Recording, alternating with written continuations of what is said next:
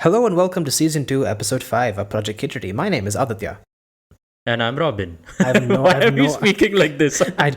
this just in. I don't even... I don't know what. You literally spoke as if you were reading off of something, like a like how they say next station and Yelichinahali. Next station, No. JP Nagar. Yeah, I know. And it sounds more like a news report. Like, you just found out, some major news has happened, and it's like, this just in, breaking news. And then, we should have Jonathan, if you're there, play some like, international news sound, whatever I say, whenever I have that intro, just play it there. That'll be funny. People will think it's like a news podcast. Ironically, this episode does not have the news corner like we used to do in season 2 episodes. So way to go, Aditya. Perfect place to bring out your news reporter voice. Whoops! I guess I was four episodes late, or an episode late. I don't know. It's been a while. It's okay. You know what? Let's acknowledge the fact it's been how long? 4 months since we recorded an episode.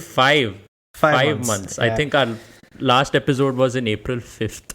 Yeah, no, that's life kind of got in the way, got busy, and then we just didn't record. May, June, July, anything. August, September, October. 6 months. More than 6 months. More than half a year we were missing. That is true. Don't know who noticed, but that's true. No, that's so. I guess we have that going for us, but it feels weird having. because we were doing. All said and done, we were doing weekly episodes. Monthly episodes. So, there was some regularity to it, but then again, it's just it's weird having not done episodes for a while. But the nobody noticing part has a very task failed successfully vibe to it. 100%. I don't know. 200%. We got away with it because nobody watches us. Listens to us. So now it just feels like we're trying to get sympathy. Oh my god, guys, no one listens to our podcast. Please subscribe. Jonathan, insert some crying audio crying, there just for us. No, but it has been a while since we recorded an episode, and we're back now because we finally have some time to record something. And today's conversation is going to be pretty lighthearted, nothing too serious. We had an interesting conversation the other day, and it was on the idea of, oh wait, aren't we supposed to play the theme first? Oh yeah. Oh whoops. We've forgotten our own our own format, our own episode 6 months format. of no podcasting, we're just like, we'll figure it out. What's the worst that could happen? We forget a few segments. Forgot new segment, forgot theme also. All right, let's park it here and then cue the theme. Jonathan, if you would do the honors. Thank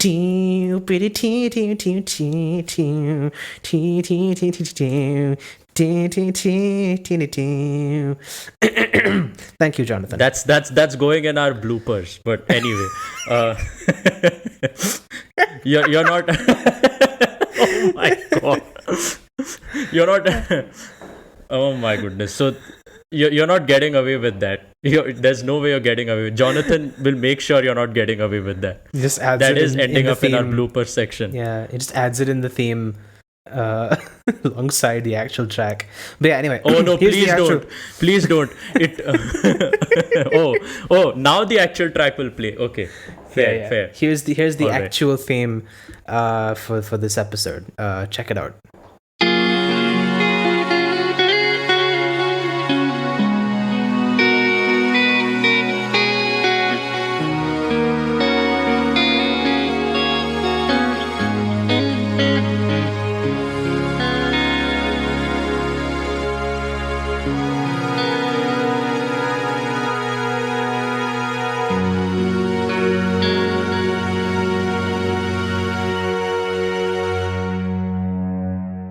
Okay, so today's conversation... so we have the perfect excuse. The theme took us 6 months. Just as I'm doing the intro, you're like, no, I'll do the intro this time. No. The theme took us 6 months to make. Sorry, guys. I hope you all enjoyed the theme. Now, I hope this sells as an excuse. Yeah. Anyway. No, I'm sure they'll understand.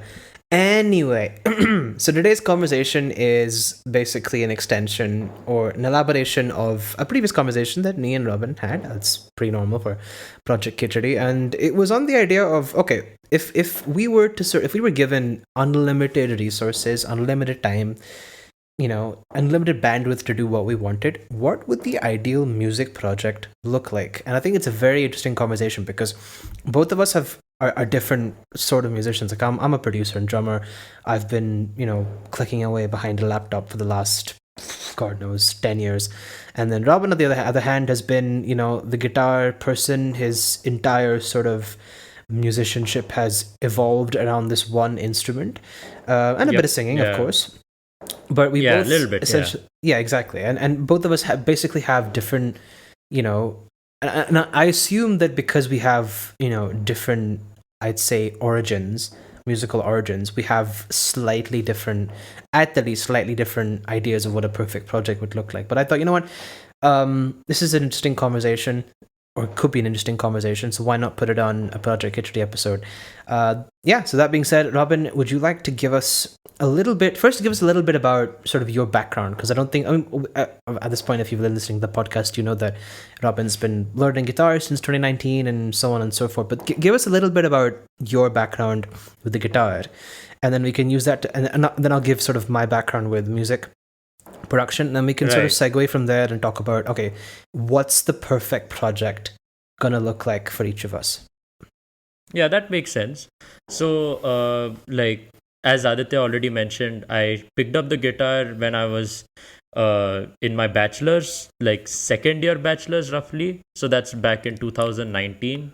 And honestly, what initially motivated me to pick up the guitar was just jamming along with friends. There were musicians I knew back in Flame. That was the university we went to for our bachelor's. So why am I speaking as if like the audience who are listening to us is listening to us for the first time? Anyway, It's okay. So so I picked up the guitar, and the thing is, Aditya mentioned a little bit about me as a vocalist. So I used to sing bass, like bass vocals, because I had probably like a few months of choir experience in my church as a bass vocalist, and following that, like when I joined Flame, I did not know any instruments, like back in 2018. So I would participate in music initiatives via my bass vocals. That was till I started learning the guitar, and after which I although unfortunately it was only at the end of my second year that I got somewhat fluent with the guitar, a little bit at least. I could play some things, but by then we had the nationwide pandemic, so a lot of my collaborations on the instrument actually started online. So one of my first collaborative projects on the guitar did not start live. It actually started online. And it was only in 2022, which is when I joined college, my master's college, which was in Montfort, Bangalore. That's when I got the opportunity to perform in public and collaborate with vocalists that way. And since then, I've always been looking forward to more collaborative opportunities. That's what got me motivated to pick up an instrument in the first place. So that's kind of about me. What about you? So I think for me, the collaborative aspect of it starts a little earlier. Like for me, it's I think high school specifically. So I've been producing music since I was 15. I've been a drummer as well. I've done the Trinity whatever certification for that, and that's like the one instrument I've actually studied and properly trained in. But yeah, I mean, if I were to define myself, I am a music producer. So I mean, in terms of writing music and collaborative projects where it's about creating music, like original music, I've not really had many. And I think the situation's been the same where COVID hit sort of 2020 onwards, and that's kind of when most of college happened. So the opportunities to collaborate all happened online. But before that, I mean, I have performed before. I've done a cappella, I've done choir, I've done some band performances, and those have been fun, actually. I think what I really enjoy a lot about those are, is the fact that you get to meet different people with different skill sets and learn from them. And a lot of my music listening habits and a lot of my, I think, general playing style has evolved because of these various interactions. For example, I would not have been listening to, metal or a bit of prog rock if not for a few people who listen to that kind of music. For example, Tool is a band that I only discovered in second year of college, just before COVID, practicing with a bunch of seniors, who played death metal and prog basically, and all this weird math rock stuff. And that's where I really kind of started listening to that kind of stuff and playing it. But yeah, I think the situation's been the same overall, and I've not really had too many collaborative projects. And the starting point for, I think, if I would say the latter half of my kind of, I don't want to call it a music production career, but just, my journey producing music has been just sort of online for the most part. And it did start with COVID, and a lot of it with you as well, Robin, which I think is an interesting sort of common thread, and which sort of, I think, raises an interesting question of, like, which is, I think we could probably, if we answer this, it sort of gives us, step one of building the perfect music project, which is, would you rather have a virtual collaborative experience, or do you think it should be sort of an in-person thing where you get a bunch of people into a room and then just get them to create stuff? Are there like virtual tools that can potentially allow for online collaborations without latency issues? Latency being that I play something, but then the person who's listening to me playing on the other side, like, they cannot hear me in the exact same time that I'm playing that thing. So that causes like delay issues. Live performances are one thing. So I mean, there are people who figure that out now. I think there are some tools you can use that reduce latency at the least, that allow you to play live.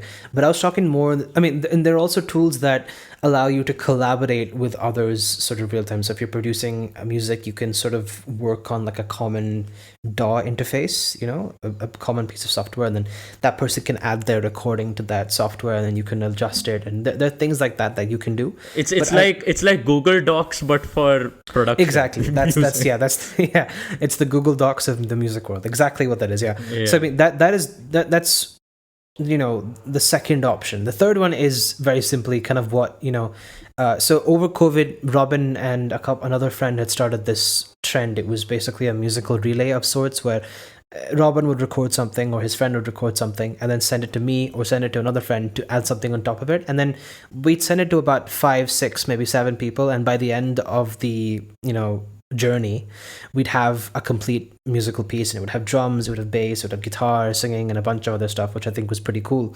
So that's, I think, the third iteration of that project.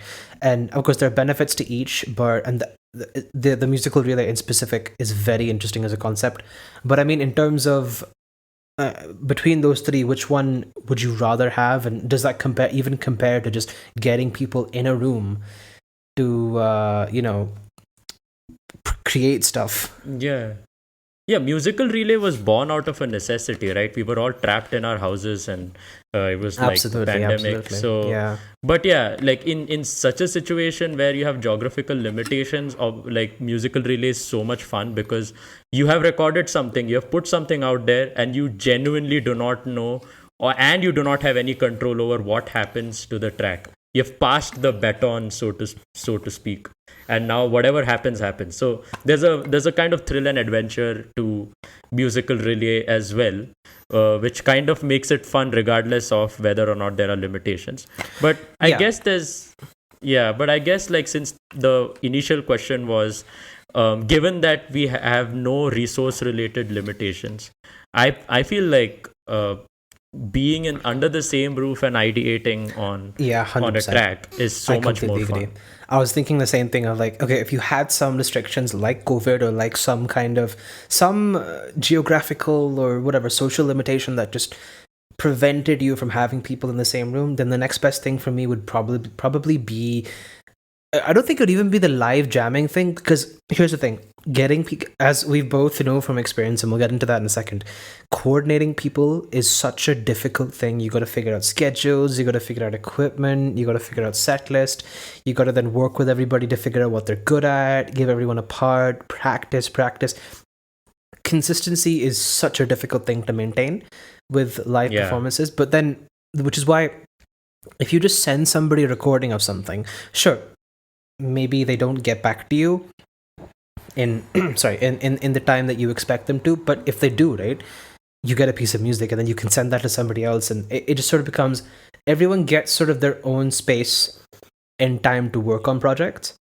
And at the end of it, sure, maybe the timeline you're talking of may not be as quick as like a live recording. Maybe it'll be a couple of months as opposed to a few weeks, but the end of it, you do get something that is interesting, or that is maybe something you've never done before.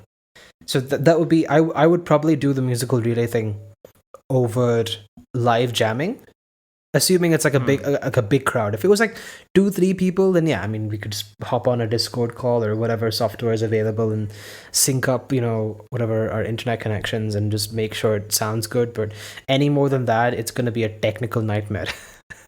So yeah, I agree. And also, like, speaking of that one thing you just mentioned about you preferring your projects to span over weeks instead of trying to finishing it off in one go, like, we have had conversations about that as well, as to how trying to get it done in as little time as possible only makes things worse for you, like, as from a production standpoint. Yeah, agreed. Like your perfectionism kicks in a little bit, and you sort of find it a little difficult to, like, maintain that sort of, like, you are able to do, you are the kind of person who gets creative bursts and you finish off a lot of the track in one go. But to have that deadline and to have that pressure to have to finish everything in one go tends to be detrimental, like, to your I'm not getting the word for it. That, and I think it's also unrealistic to expect. I mean, like I said, again, it depends on the people you have and the sort of logistics of it. But yeah, I mean, there's always something nice about having a consistent, time, whatever, each week, every day, every other day, to come in and just practice something and then perfect it to a point where you can record and that's it, it's done, right? Yeah. But I think getting that consistency is difficult. So honestly, with the right people, even if you put me in a studio for a day with 3 people and you're like, make a record, right? We may not finish something, but we'll have the most fun just like sitting down and messing around. And the time aspect of it, the deadline aspect of it, is like a double-edged sword. On the one hand, yeah, it does keep you sort of, it is stressful in the sense of like, oh, we got to finish this, so you can you can't do too much, but at the same time, it does kind of make it fun to see what you can come up with in that time frame. However, since this is a hypothetical, let's assume that there's no time periods. You have kind of essentially all the time in the world in that situation, and you have the bandwidth to sort of do you the sort of bandwidth to do as much as you want. I take the long road and just sort of do that long-term project and see what turns up, because there's beauty to sitting down, reflecting on what you've done, and then making revisions. And then at the end of it, you walk out of the studio, whatever, 3 months later, and you've got something you can be super, super proud of. Yeah, it's just complete, like, having no deadlines whatsoever makes me at least a little anxious, because I guess I'm the kind of person who likes at least some deadline, maybe not like, finish it on the same day we started, but like some degree of deadline to, like, not completely drift off from the project mentality. Certain ideas also fade away, like they're more fresh when you have done the work, and then afterwards taking a sabbatical, like that kind of fades that idea away a little bit. So no, but then is the deadline thing for you that's a logistical concern, right? That it's the deadline makes sure that people come in and that that we get the job done. Assuming that there is a situation where people are motivated, they're ready to sort of commit time. Yeah, I mean, yeah, there's some ballpark sort of like date of like, okay, we expect to finish this in like 2 to 3 months. And so you book a residency, you've booked like a fancy hotel somewhere, right? And you call like 15-20 people into this one place, and you're like, no, Abhi, like, just make music. Resort. Right? Exactly. Resort vibes. So there's food, water, everything. Like all the amenities and like facilities are there. All you have to do is focus on the music. It's like in that situation. Sounding like a Vsauce episode right now. Hey, like, Vsauce, Michael here. Minefield. Yeah. Anyway. Continue. Yeah. No, but just imagine that you had that bandwidth to be able to do whatever you want, and that there is an expectation that you will finish the project. So you will only leave the place once the project is done, but you have time to do it. So in that situation, does the deadline then mean as much to you, or is it still like, we fix a date and we get the project done? Is that how you'd like to operate? Oh no, then the deadline doesn't matter. If every single day we are like literally in this, like in the same place, and we are literally reliably doing music on like a daily basis, creating consistently on a daily basis, then I guess it might not be as important for me. But like in the real world outside of this hypothetical, where we have disclaimer, yes, where we have other stuff going on besides music, deadlines really help. Yeah, fair enough. But in our little imaginary world where there are no deadlines, there's no jobs, everyone can make it all the time. There's no money related limitations. You can buy as many plugins, as many instruments, as many patches you want. That's a dangerous road. That's a dangerous, yes. Exactly. No. It just suddenly struck a light bulb, so to speak, because I was just thinking, infinite resources, is that a good thing? Because you have always talked about creative limitation and its benefits, right? Some good art comes question. Out of But then that's again in the real world where there are deadlines and there is sort of the expectation that you keep putting out content. So if we and there's also the assumption of, okay, we are producing this to share to an audience. If you remove that and it's just about creating really cool stuff, that at the end of the day, the 20 people you've called for this, whatever, this imaginary, that still sounds fake. No, whatever. This hypothetical artist residency that you've created, right? If it's just for like the 20 of you to just produce and be like, this is the best, stuff we've ever made, then I think it doesn't really matter too much. Of course, I mean, there's something to be said about, actually making progress. So if you're finding that something isn't working and you're obsessing over the tools too much, then yeah, I mean, in that situation, you've got to reflect and take a step back. But I feel like that pressure to just, get the right sound, get the right thing is not going to be there as much. Oh, that's yes. 20 people would mean more than one producer also. So like exactly, and that already is a restriction in my head, because in not in a bad sense, in the sense of you can't do everything the way you want it. The music you create has to sync up or match with the other people that are in the room. It's like when me and you sit down to produce stuff, right? It's like you're a guitarist and I make punk rock for the most part. I do some EDM style electronica stuff, which is just like, if we're looking, if there's a spectrum of genres, then we're very opposite in terms of like musical influences and the stuff we play. And synthwave is where we sort of come together. Exactly. So the middle ground, for everything, the slower, softer, less harsh electronic rock sounds, which is where for me, I see it as like me toning it down, you kind of stepping it up a bit, because you play very sort of mellow fingerstyle stuff, right? So imagine that, but like it's 20 people. It's going to be even more just, I think, interesting to see who to tone it down for, who will tone it up. I mean, like, how do you get 20 people to agree on a single idea? There will have to be bribe each of them. Insider. So insider, it's like completely insider trading. Like, you do this for me, I'll do this for you, and then it's full like, no, I'm kidding. That's a next thing you will say the is economics like, of make that 20% a thing, a cult, have one person as like the ringleader who takes all the decisions. No. It should be an election. It's just like you have to people nominate leaders for the project, and then everyone fights over who gets how much audio time. Wow, I have turned this into. I have, this has become quite dark. Yeah. But like with 20 people, like the sense, the contribution per person, I wonder how that would be affected. Like one person would be like lyric, maybe few people would be vocalists working on lyrics and like the vocal melodies. There will be few stringed instruments, maybe a piano, a drummer, a bassist. But then how will you get all of them to coordinate? A few producers who are like having different opinions on where the track should go, like and infinite free time. Okay, you know what? Now that I think about it, I'm gonna go back on what I said. I'm gonna say that time is probably actually a good thing. Just not even because no. I'll explain. Not even because forget the fact there's no like external audience. There's no external expectation on putting out music.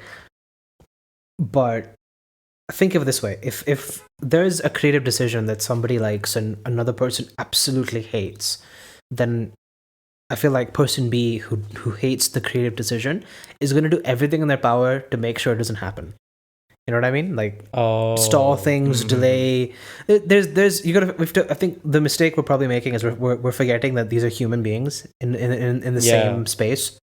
So you made the human aspect of them also hypothetical. Exactly. Well, I mean, let's see. We want this to be the best, most ideal project, but at the same time, like, yes, it's the most ideal project. There's no ideal human. Exactly. There's no ideal human. So I mean, in that sense, we've got to really tailor it or sort of tone our expectations down just a notch so we can accommodate that. I think time probably is going to be an important thing, but maybe not the amount of time that you perhaps typically get for residency. Maybe we can extend that or push that slightly, right? Yeah, what else? What? Oh, sorry, continue finish your thought. Yeah, no, we just, and so we give them more than just the space to do music. I think good art is made when you get to experience life in its fullest. That is the most philosophical thing you'll ever hear me say, but so you're saying that our jobs outside of music is helping us make better art, which this hypothetical spoiled infinitely rich brats in a resort. I see I see where this is going, and now I've realized that we've essentially walked ourselves into a trap. Okay, let's take a step back. Just one thing before we take a step back. I think another arrangement in which this could work is you as an arranger, okay, since you like to arrange.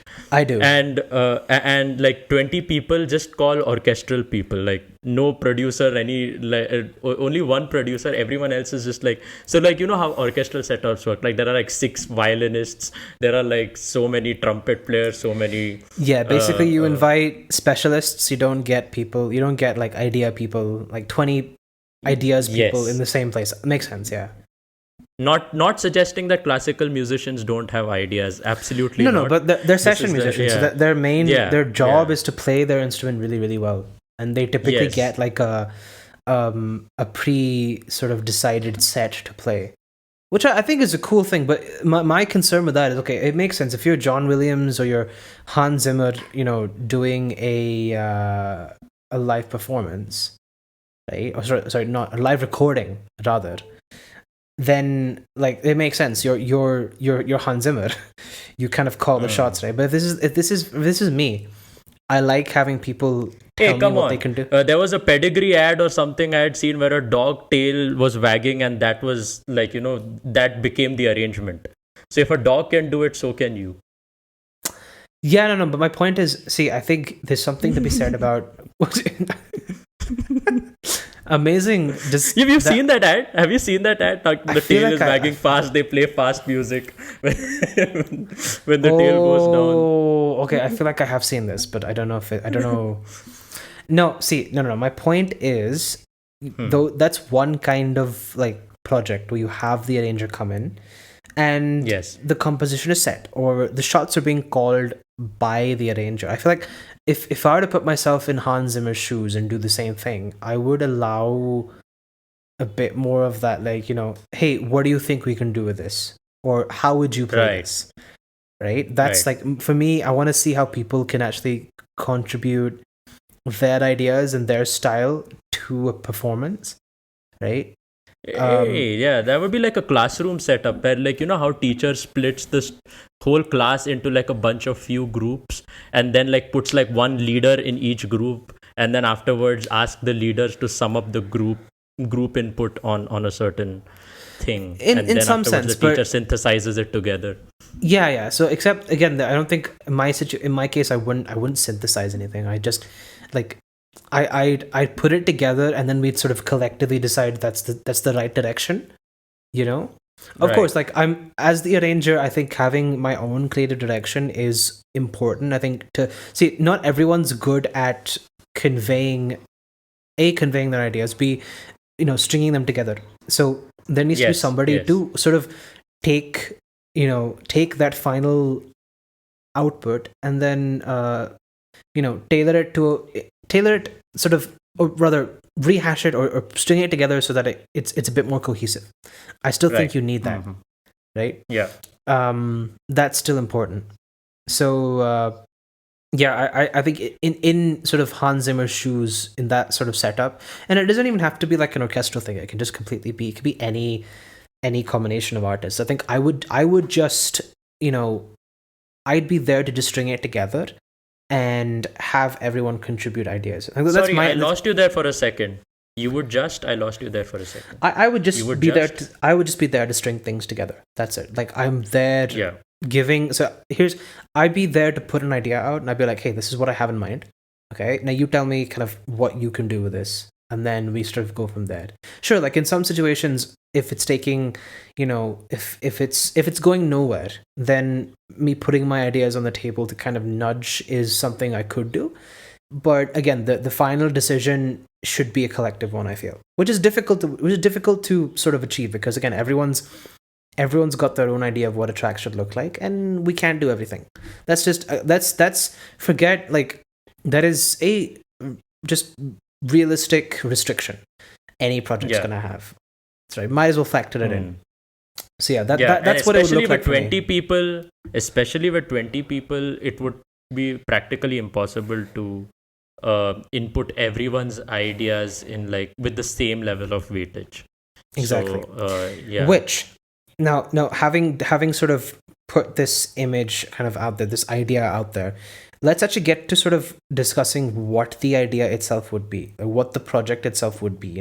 For me, it's, I like the idea of what you just discussed, which is a live recording, which is then turned into a track, kind of similar to, so you have your sort of, Hans Zimmer's and John Williams that do the movie and game scores, and then you've got, for example, bands like Wolfpack or Pomplamoose that do, or even, or even like Taiko Bridge or something, that do like live recordings, basically full bands, 15 people in one room, each with their own part to play, and they each know their section, and it just locks in it. It's really, really nice, really well produced. That for me is like a direction I want to do. Because I've not really done it before. I've done the live performance aspect of it, but to get just getting that many mics in a room, having, the gear to record it, the space to record it, and the time to just sit and do due diligence. That's like a tongue twister. do due diligence to the project. Yes. Oh my god. That's what it's going to look like for me, because I feel, I can sit in a room and put stuff on a laptop, but when you're in the same room as like 15 other 14 whatever number other talented musicians, then just having that bandwidth to just, come up with something interesting, hear the outcome of your decisions live, I think is special. Right. Yeah, there is something special about it. Hello? Yeah, go on. Oh, sorry. I thought you. I was waiting for you to say something. Oh, my bad. Yeah. So that would be like the ideal music project for you. I just suddenly I think that, like, for me it would be more like more compatible to my style of guitar playing, which is fingerstyle. So like in that sense, it might be more singer songwriter oriented in that sense, because like part of fingerstyle playing is to try and cover most of the frequencies required, like the bass. You yourself are handling sort of the bass and like some of the melody parts and some of the it's chord like an parts, all-encompassing, all encompassing one-man kind of band thing. type thing. Sort of, yeah. So then like with that, I guess I would only require like uh are you still there? Yeah. Oh yeah, you're still there. Okay. So I would still require like a vocalist, because I don't like, I only sing bass, and that only works in orchestral slash choir setups.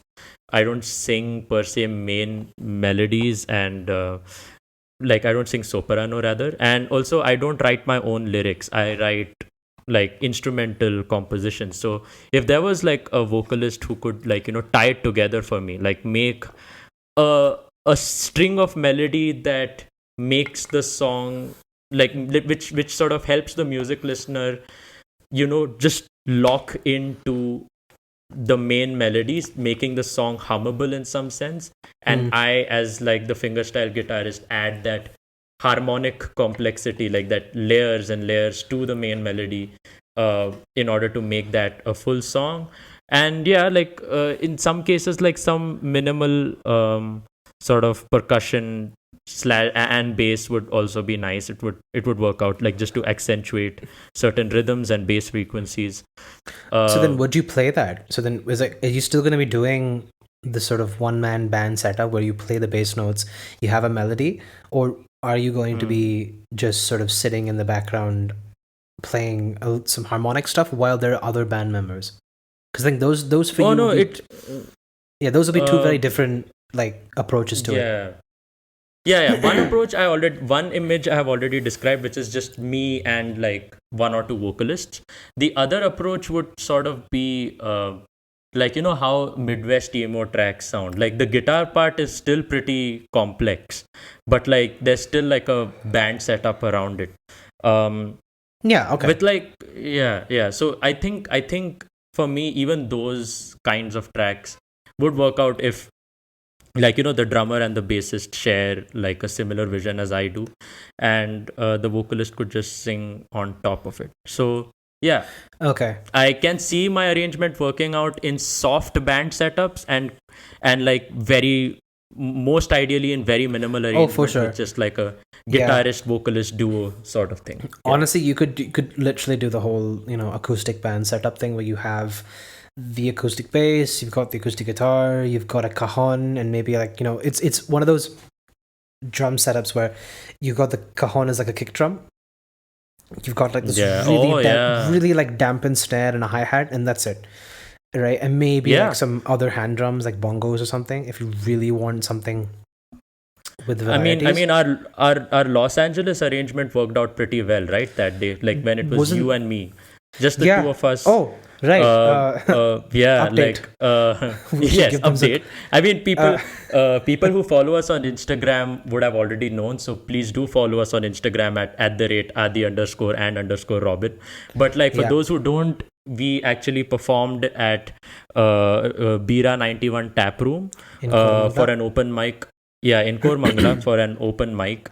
Yeah. So it was just me and Aditya, and Aditya played on the acoustic bass. I played on my classical guitar, and both of us were kind of coordinating, like doing like fingerstyle stuff. And there was like a little bit of a nice genre shift to like punk rock, where and that also we managed to make it work in an acoustic setup. So yeah, I mean, like even now that I think about it, as long as the other instrumentalist can sing, like even in this case it was you, like even then that would also be like a very ideal sort of like a guitarist, like me as the guitarist and the other person as either another guitarist or a bassist who can play and sing at the same time. Hopefully I'm able to develop that skill myself eventually. That it's always useful, but I think what so one of the I guess original intentions with sort of this conversation was, to put ourselves in positions where we don't have to do everything. Yes, so that is honestly also being true. able to be, so for me, I love being an arranger. I like being the person who can sort of dip their toes, you know in multiple things, and just be able to sit and contribute in multiple ways. But at the same time, there is beauty to sort of picking one thing up, doing it really, really well. And yeah, you don't really see the fruit of the, yeah, let me rephrase that. You don't really see the outcome of that, right? Until you sit in that band setup and then hear the whole thing come together. And that experience is just magical when it hits. Right? It's When the you get it whole right. worm's eye view and bird's eye view coming together. Yeah, exactly. A person who has Completely. mastered their instrument and has the skill level to meet the ideator's vision. So Exactly. worm's eye view, bird's eye view coming together to form the ideal project. Yeah. So I think like, just to conclude from everything, right? So it's very clear both of us are sort of interested in collaborating, and that obviously was the intention with this conversation, but just sort of putting it out there. And then even within that, for me, I mean, genre wise, I'm open. I would do everything from orchestral to rock, funk. I'm flexible. It's really where the idea takes us. But yeah, I think for both of us, it's the same in terms of, we want to be able to get people in a room, see what they're capable of, and then produce the best possible piece of music with the talent we have at hand.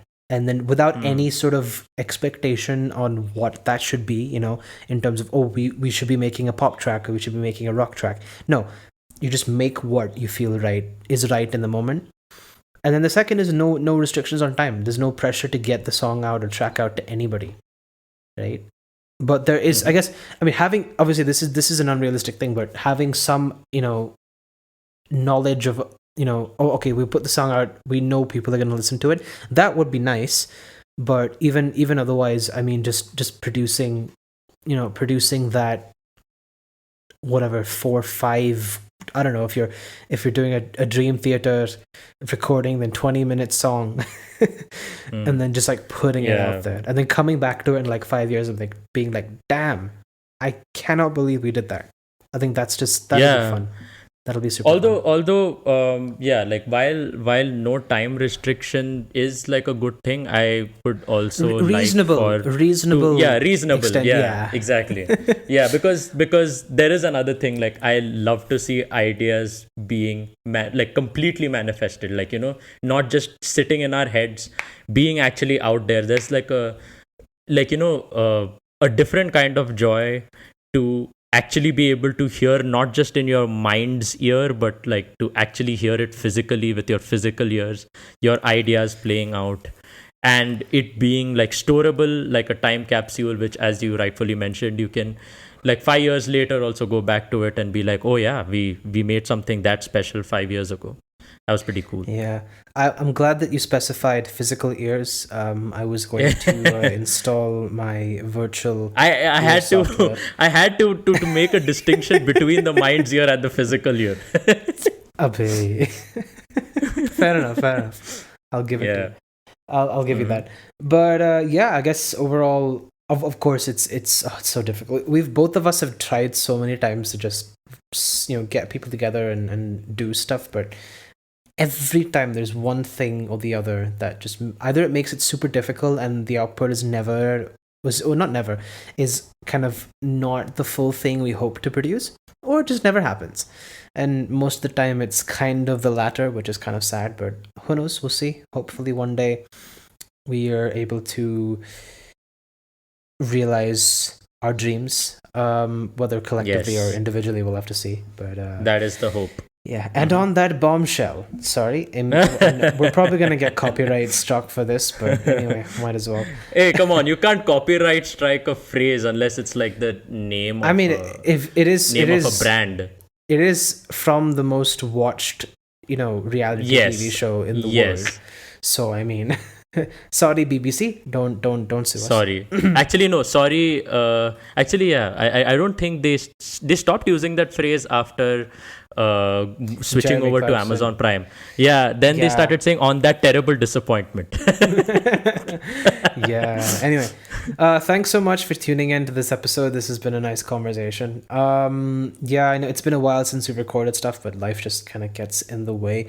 We're also kind of in the middle of working on some cool stuff. So no date on when that's going to be ready, but hopefully sometime See, soon. Aditya, we literally say that after every episode. We're working on some cool stuff. Good. Now you have to keep the attention. You know, you got to give them some hope. But the HRTK, they're not just sitting and watching Netflix, you know. Yeah, but I'm sure the audience is like, Abhi Pakka next episode is coming after 6 months now that they have said that. Forget that. Just forget about it. It does not happen. Just forget, wait, we have a podcast? No. What? What a khichdi. You're all over the place. That is true. All right. Yes. Thanks for listening. Thanks for tuning in. Thanks for listening. Thank you. Bye-bye. Yeah, I mean, if you stuck around despite the break, thank you so much. If not, then completely understood, but follow us on Understandable. Instagram. Yes, please. Although, regardless, that's @Adi _ at no sorry @Adi _ and _ Robin. Yeah, I really wish we put some cool stuff there. Sometimes we release.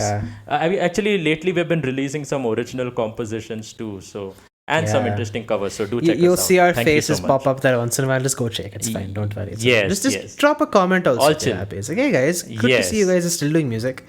Or something. You know, it gives us motivation also to produce stuff. I'm kidding. Yep. Okay, enough rambling. What are you kidding about?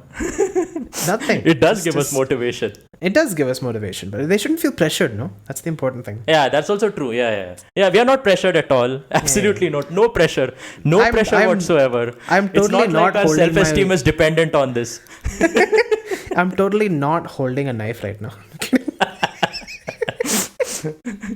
No. Chalo, bye. Yeah, bye. Before this gets any more unhinged, thanks for tuning in to season 2, episode 5. We'll see you guys whenever we record the next one. Bye-bye. Yes. Good night. Bye.